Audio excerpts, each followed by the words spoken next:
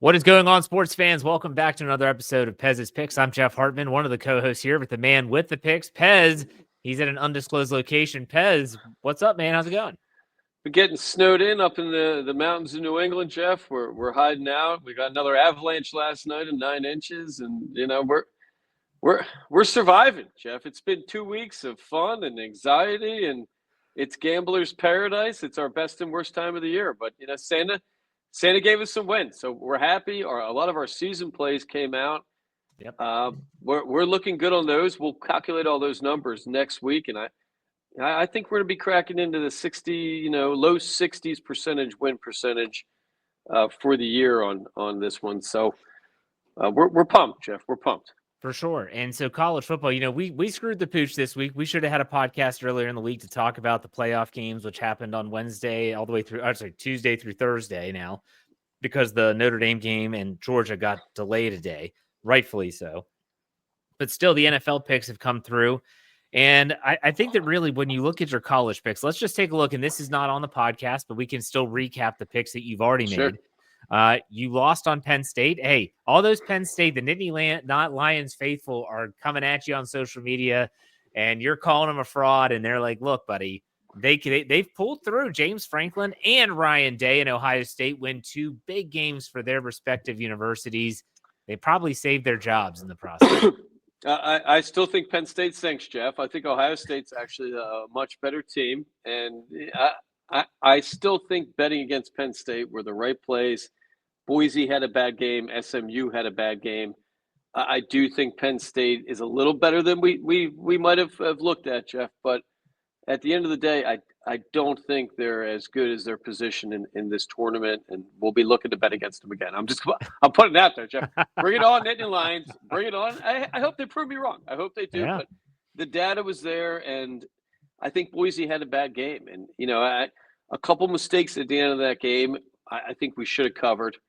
SMU got blown out. That team didn't show up. But right. It appears in this tournament, this is a learning process for all of us. And we talked about before we came on air, the betting lines have been so off. I've never seen betting lines in major action games so off in my life. When you look at Texas, you look at all these games, they haven't even been close. We had a 20-point blowout last night.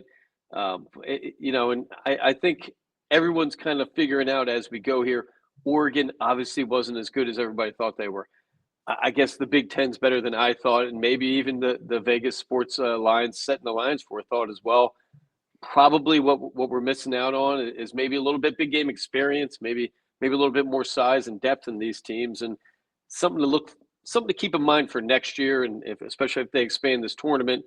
And it's exciting to take these smaller schools of Boise or even in Oregon to smaller schools than Ohio State and Penn State in terms of football. But at the end of the day, maybe chalk wins, Jeff. Maybe that's what we're learning. Maybe chalk wins. But this next round is going to be chalk versus chalk, and we're going to be dialed in. I'm feeling good about for sure.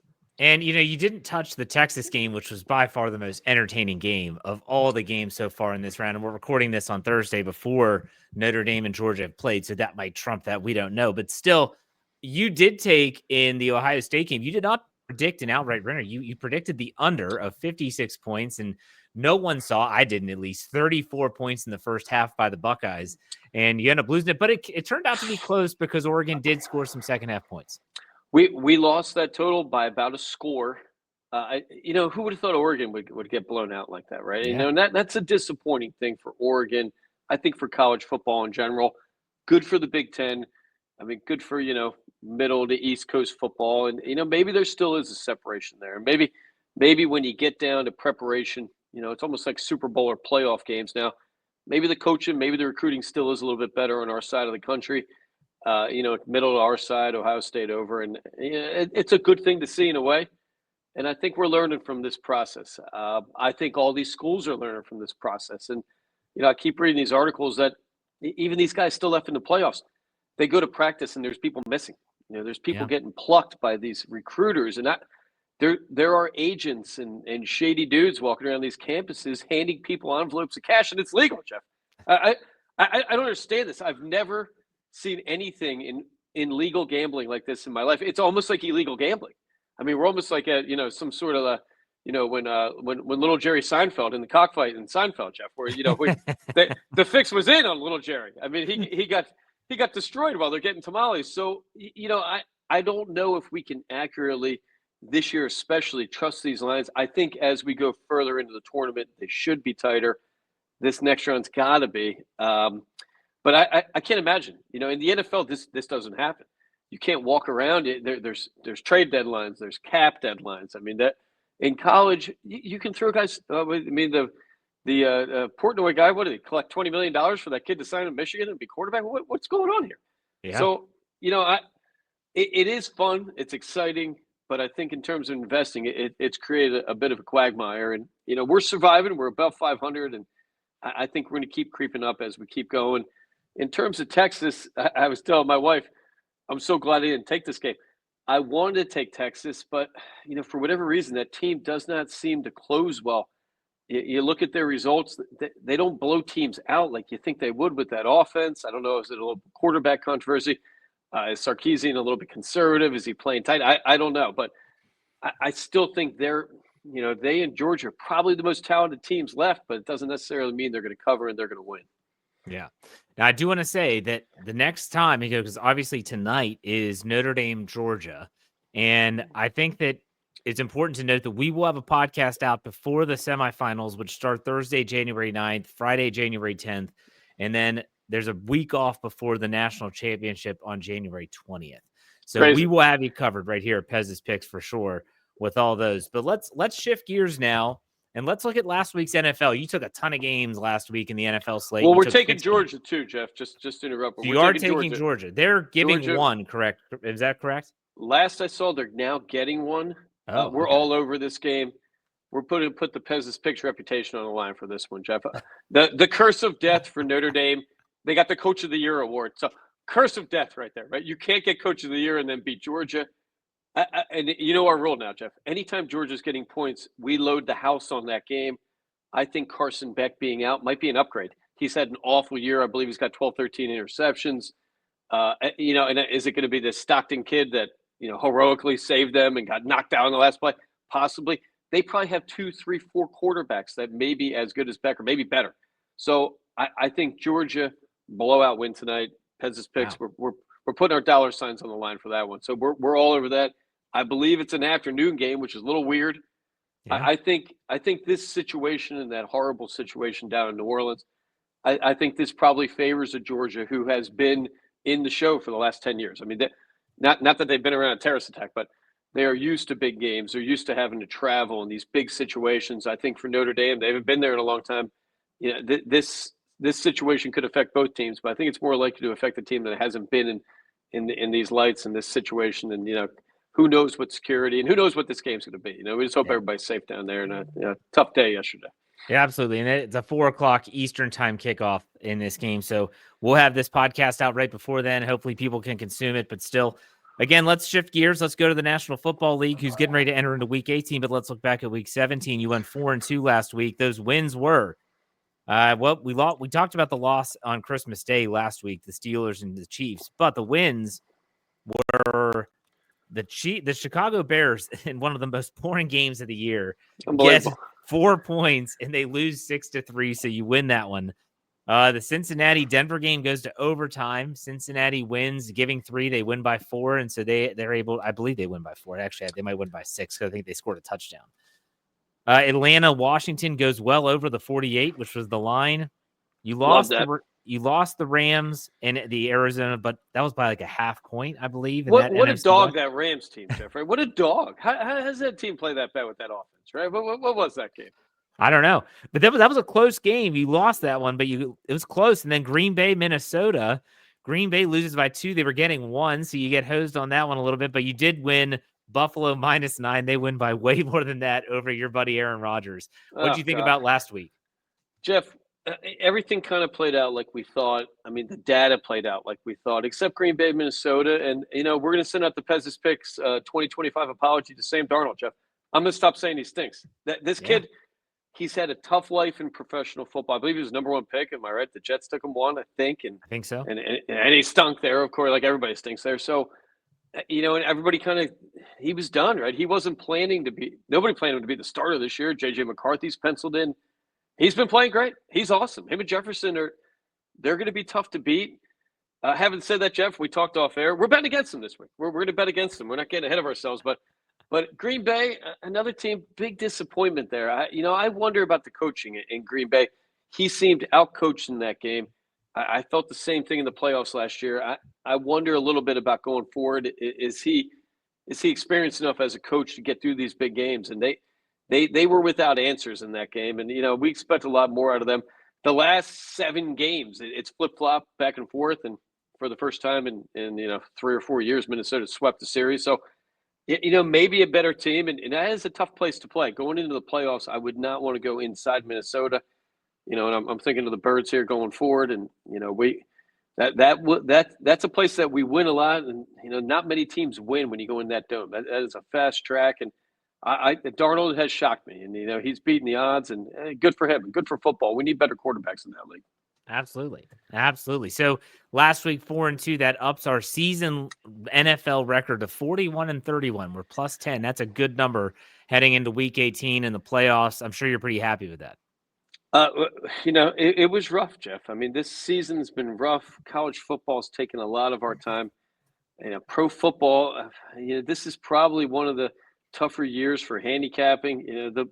The Ravens, the Steelers, you look at the Birds even.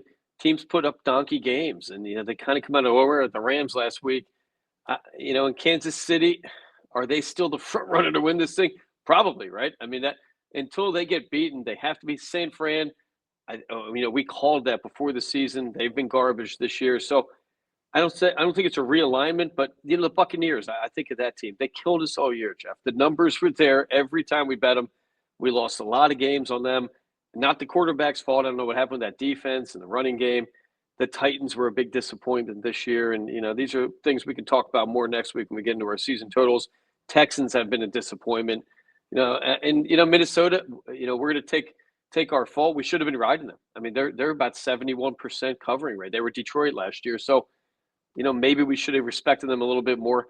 I have trouble betting Darnold, but I don't know. Maybe going forward, we're not going to have as much trouble. But we are this week, Jeff. We are. I mean, we're going to have to do it. Some things we don't change on. I mean, we're Irish, Jeff. Irish people, we're stubborn.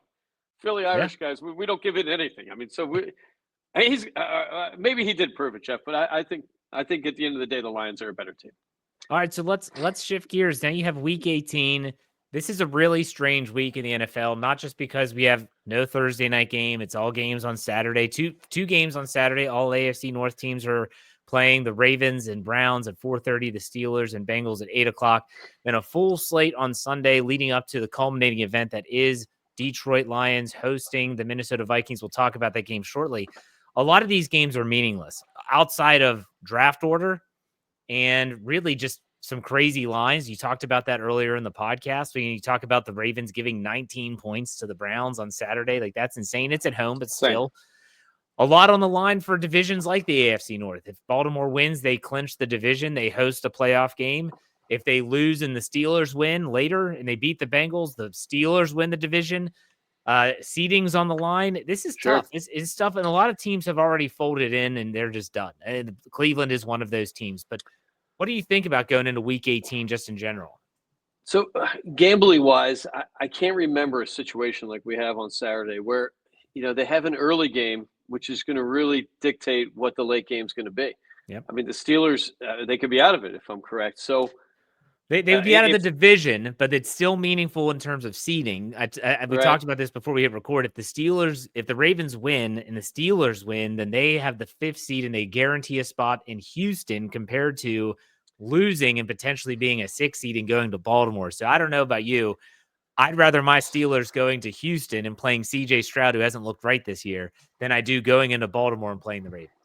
And I agree with that. It is tough to predict what coaches and organizations are going to do. You have to be cautious and think, are we going to try to dictate our future in our game if we can't win the division and put players on the line, where if you lose a couple of these guys for the Pittsburgh Steelers, the season, no matter who they're playing in the playoffs, could be over. So you're right. That's a scary thing going into that game. It's the only thing we're cautious about right now. tough to make a long distance bet on that game where the Steelers are going to be watching that scoreboard. They're going to be in the locker room before. I could see that line swinging a lot. We might know at halftime the Ravens are going to win. So that is we're going to really do some digging to find out if we can kind of get a sense on the motivation of that game. I agree with you. Of course, I think they'd rather play Houston, but if we look at it, I mean, Steelers are 9-1 in their last 10 against the Ravens. So I don't know if that thinking is there guaranteed. That is a tough thing to think. People are wondering why aren't they letting Saquon Barkley go for the record this week? I'm sure they're paying that guy more than if he won the record, right, Jeff? So, the Falcons game, they need a win. Carolina scares me a little bit right now. Teams that have nothing to lose, and, we're going to credit my man, the action man. I believe it's 38% of the time teams and situations they have to win in the NFL lose outright. So, you wonder, is it tougher? Do coaches go into the game a little more conservative or tighter? A very, very difficult week. In a week, all of a sudden a team can pull their team at halftime. So for gamblers, and we're going to credit my other colleague, the Yogi. He does not bet week one or last week of the season. That's no fun though, Jeff, right? That's no fun. We gotta have action. We gotta have action. I mean, you're not a gambler if you don't have action. So we've got 4 games that we're looking at, Pittsburgh being one of them. We have a rule. I mean, we love Pittsburgh. Getting points at home, we love Pittsburgh. We hate Joe Burrow. I mean, I still hate that guy, even though he's had a great year, Jeff. But I think he's overrated. I mean, I've been saying that for 3 years. But anyway, possibly Pittsburgh plus 1.5. And especially if that line goes up. If that line goes to 3 or 4, I think we have to take it. I think you have to respect Pittsburgh at home. You have to respect Tomlin and the pride in that organization. Unless they come out publicly and say that, they're sitting people, I think you kind of have to look at them as a strong play. So that's a good lean we have right now. I like Atlanta in this game. I do not like that 8 points. I think you have to think about coaching. You have to think about pressure. Winning by 3 points or 6 points, that could come into play. 8, that's a big number. Giants, Philadelphia.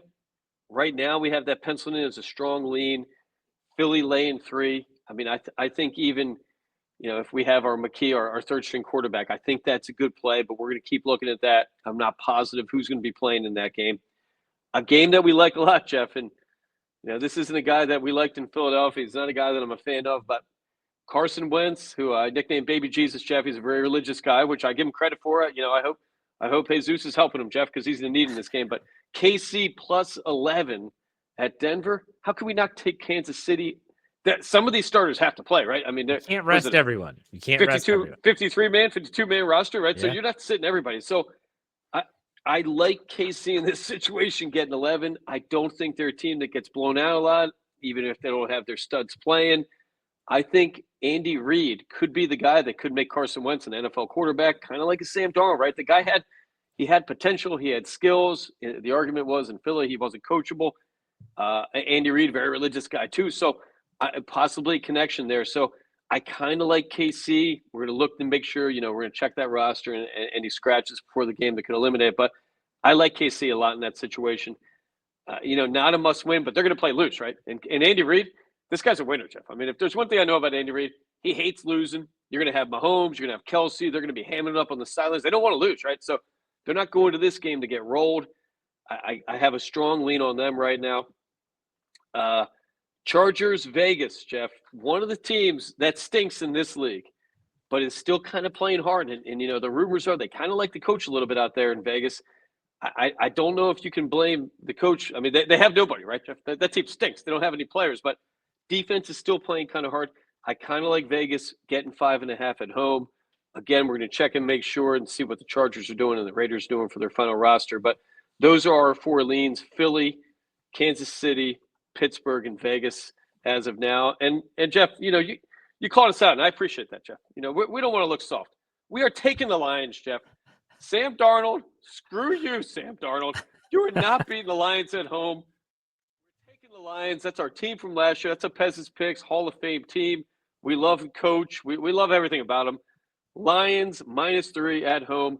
You can lock that up all day, Jeff. That's our one play of the week we're guaranteed to take Sunday night. It's pretty much the only good game of the week, right? I mean, I don't know. Yeah. But it is kind of a fun week. maybe a decent week for prop plays, and we're going to be looking to put those out on Instagram. You can sometimes find nuggets if you look into player contracts. You might have a guy, like Saquon going for that record. I'm sure there was a bonus, but I think they're going to give it to him anyway. You might need a guy, a guy might need a touchdown, a sack, or, and organizations try to encourage coaches to help those guys get to those limits because they want the guys to, to think that they care about them. So we're going to be digging into that information, and maybe we'll have some player props and, totals this week. I think are going to be really tough to take. I do like Atlanta though. If you're a gambler, I think Atlanta would be a good play. I'm not saying we're going to take that game because 8's a lot of points, but I like Mike Penix Jr. and I like that as a playoff team. I think they made that move knowing that what their remaining schedule was, and Carolina stinks, but they have been playing a little bit better. So I like Mike Penix Jr. in this situation. I like him going to the playoffs, and I like his whole game, and I like what Atlanta's doing right now. It seems like the team's rallying behind that kid. At a time where it's weird to have a game with such magnitude, the Sunday night game, when you think about it, this is not just for the division. Yes, the NFC North is on the line. The winning team will be the number 1 seed in the NFC side of the bracket. They will get home field advantage. And the other team, the team that loses, in this case, you're picking that the Minnesota Vikings would fall all the way to the 5th seed and be a wild card team. Like you said, this is the most exciting game of the week for sure. If you really want to be honest, right, Jeff, Detroit's probably the better team, right? And they probably deserve that number 1 seed over Minnesota. Minnesota's, of course, had a great year.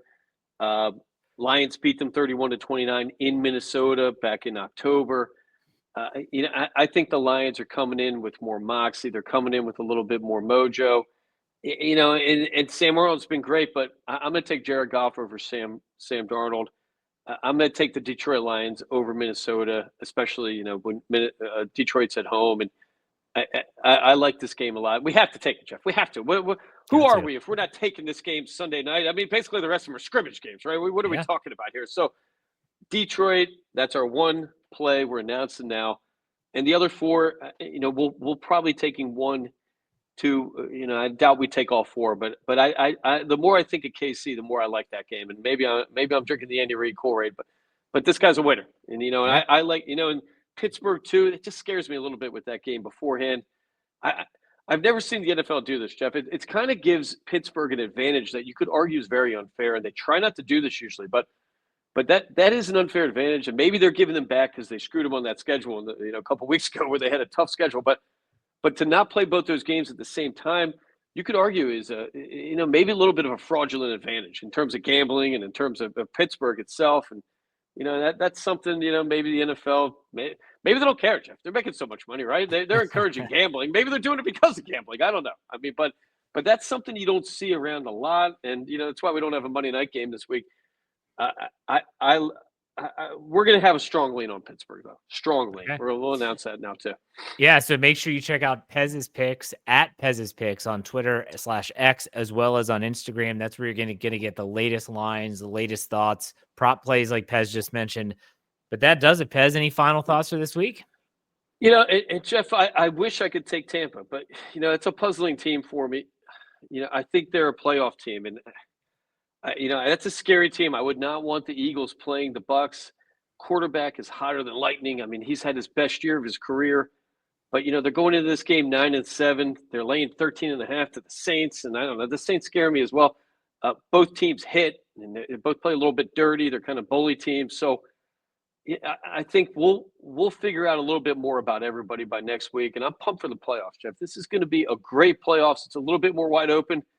I mean, San Fran's gone. We got some new guys getting into this situation. Maybe Mike Penix Jr., KC, can they do it? I mean, are the Birds really the Birds, Jeff? I think they are. I mean, we got the lucky hat on. So I think the NFL did it right this year, and it's been a fun year, and I can't wait for these playoffs. I can't wait. Well said, man. We'll talk next week. Get you all geared up for the semifinals of college football. Talk about the first round of the playoffs in the NFL. It's going to be a lot of fun. Pez, enjoy the games this weekend, man. We'll talk next week. You too. Later.